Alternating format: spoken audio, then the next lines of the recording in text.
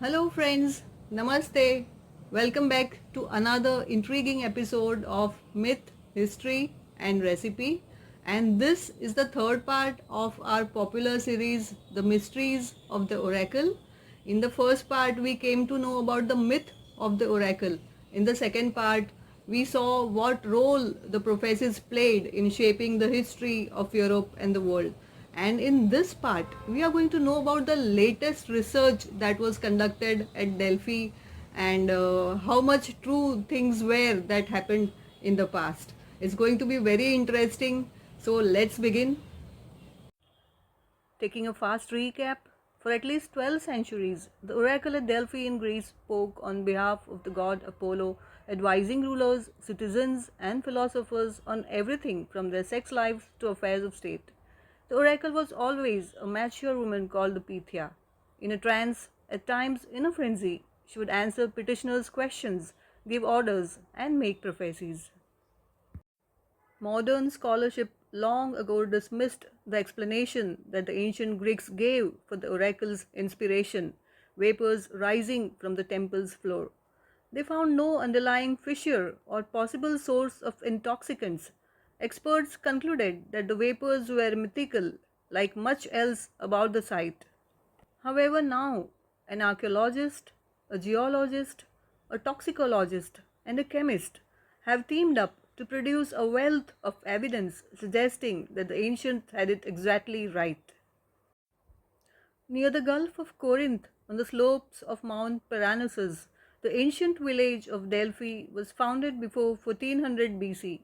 The temple eventually built there became one of the most sacred sanctuaries for the ancient Greeks. Originally a shrine to Gaia, the earth goddess, by the 8th century BC, the temple was dedicated to Apollo, the god of prophecy. His oracle spoke out, often deliriously, and exerted wide influence. One of her admired pronouncements named Socrates the wisest of men. Before a prophetic session, the oracle would descend into a basement cell, the editum, and breathe in the sacred fumes. Some scholars say her communications were interpreted and written down by male priests, often in ambiguous verse. Others say the oracle communicated directly with the petitioners. With the rise of Christianity, the oracle at Delphi was officially closed by the Christian emperor Theodosius in AD 385, the cult of Apollo ousted by a new religion. Later, the Roman Emperor Julian the Apostate tried to restore it in the 4th century AD, but the oracle wailed that her powers had vanished. French archaeologists were curious to know the truth behind this ancient site, so they started excavating the ruins in 1893 and dug down to the temple's foundation, but no cleft or large fissure was found. Pierre Amandri, who took part in later excavations, declared that the region had no volcanism and that the ground was thus unable to produce intoxicating vapors. After that, in the year 1981, geologist Jeli Zialenga Debor went to Delphi to help the Greek government assess the likelihood of tremors and earthquakes. His main work was searching out for hidden faults. Things happen when only they are destined to be. A lucky thing happened here, says Debor, who is a university professor in America. Heavy tool traffic had prompted the need to carve in the hills east of Delphi a wide spot in the road where buses could turn around, exposing a beautiful fault, he said. It looked young and active. On foot, De Boyle traced it for days, moving over kilometers of mountainous terrain around thorny bushes. West of Delphi, it linked up to a known fault. In the middle, however, it was hidden by rocky debris. Yet the fault appeared to run right under the temple. De Boer speculated whether these could be the fractures and the fumes that he had read in the Greek stories by Plutarch. In 1995, De Boer was visiting a Roman ruin in Portugal where he met John R. Hale, an archaeologist. De Boer told him about the fault of Delphi, but Hale denied. De Boer convinced him and cited both Plutarch, the Greek philosopher, who served as a priest at Delphi, and Strabo, an ancient geographer. Each told of geographical fumes that inspired divine frenzies. Plutarch noted that the gases had a sweet smell, and by the end of the evening, geologists and archaeologists had decided to find the truth.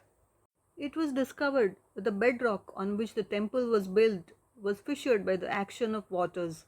The archaeologists, expecting a yawning chasm, had apparently overlooked the importance of the small cracks. By 1996, the two men had resurveyed the fault at Delphi and studied the regional maps of Greek geologists. These revealed that underlying strata was bituminous limestone containing up to 20% of blackish oils.